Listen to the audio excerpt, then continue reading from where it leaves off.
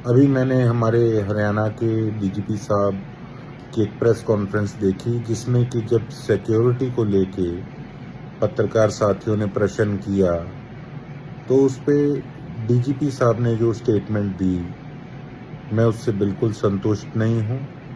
उसमें डीजीपी साहब ने कहा कि जिसने मुझे कॉल करके गाली गलौज करी वो मेरा पुराना साथी था। बिल्कुल गाली गलौज हुई। देखो, आधी रात को 2 बजे किसी का कॉल आए और कोई आगे से इस प्रकार से अब्यूजिंग लैंग्वेज इस्तेमाल करे तो स्वाभाविक है आगे से उसे उसी हिसाब से उसी की भाषा में व्यक्ति जवाब देगा। मैंने भी दिया और उसमें मुझे पहले पता भी नहीं था कि वो शख्स आखिर बोल कौन रहा है। 2-3 कॉल आई, तीसरी कॉल में जाके जो है मैंने वो रिकॉर्ड किया कि आखिर ये इंसान है कौन। तो सर, बात ये है डीजीपी साहब कि आपने कहा कि ये कोई टेररिस्ट कॉल नहीं थी। ये तो मैंने भी नहीं कहा कि टेररिस्ट कॉल थी। बिल्कुल ये किसी भी टेररिस्ट की, किसी गैंगस्टर की कॉल ये नहीं थी। यही बात मैंने कही। आपने कहा कि ये मलोट का साथी था, ये सिरसा का साथी था। सर, अगर आज इसको हम गैंगस्टर का एंगल दे दें कि मैं बात को उधर ले जाने की कोशिश कर रहा हूँ, मैं तो लेके ही नहीं गया। हम इसका एंगल क्यों बदलें?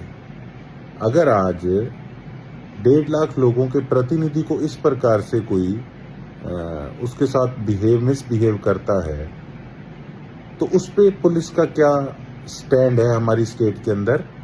सर, हम ये जानना चाहते हैं कि अगर एक एमएलए के साथ इस प्रकार से बिहेवियर होगा तो आम आदमी को तो कोई किसी को भी कॉल करके कोई कुछ भी कही जाए।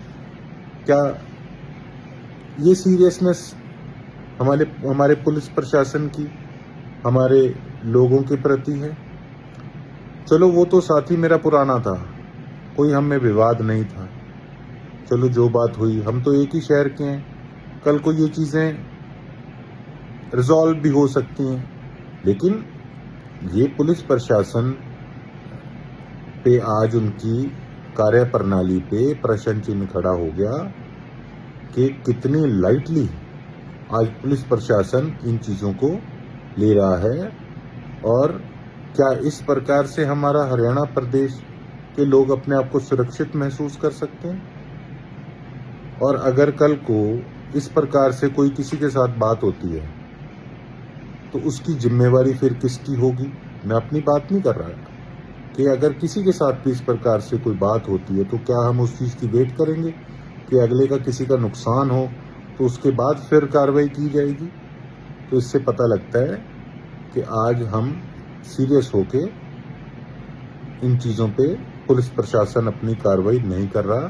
सर, हमारी आपसे यही उम्मीद है कि सही ढंग से बिल्कुल फेयर जो काम है वो होना चाहिए, जिससे कि हमारे प्रदेश के लोग जो हैं वो अपने आप को हरियाणा के अंदर सुरक्षित महसूस करें। धन्यवाद। जय हिंद।